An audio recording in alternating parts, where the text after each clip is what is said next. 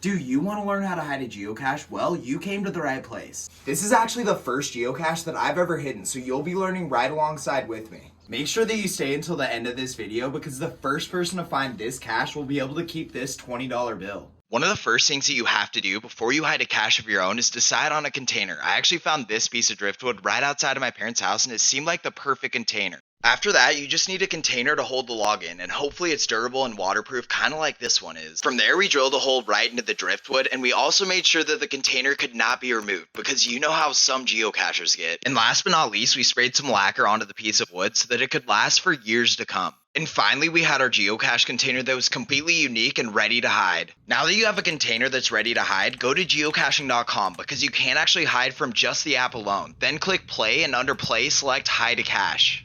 One of the main requirements for every single geocache is to have a paper log. This is ours. And you should also make sure that the container is actually waterproof and durable like this one is so that the paper log doesn't get wet. We've got our paper log that every single geocache has, and we've got a $20 bill to reward the first player that finds the cache. Not every cache has a $20 bill, but that's how we do it up in here.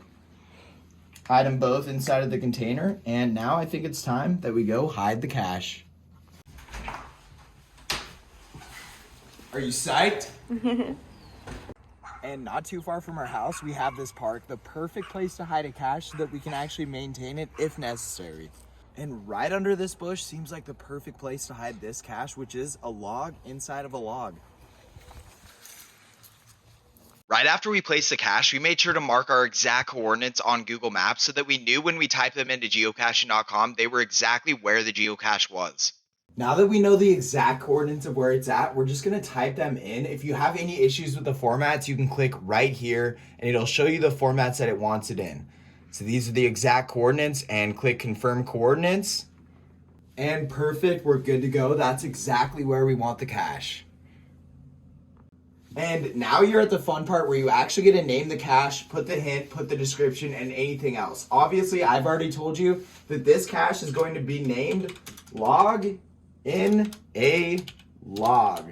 And obviously, I always like to have a hint, but I don't want it to be a dead giveaway. So I'm thinking something along the lines of, would you be able to find this? Obviously, wood is going to be spelled W-O-O-D, and that makes sense to me.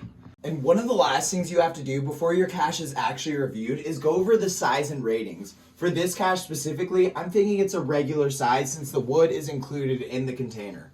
The difficulty of this cache, it's actually somewhat tough in my opinion. I think I'm gonna put the difficulty somewhere around the 3. Since it is in a park and you can park right next to it in a car, I think that the terrain should be somewhere around a 1.5, maybe a 2.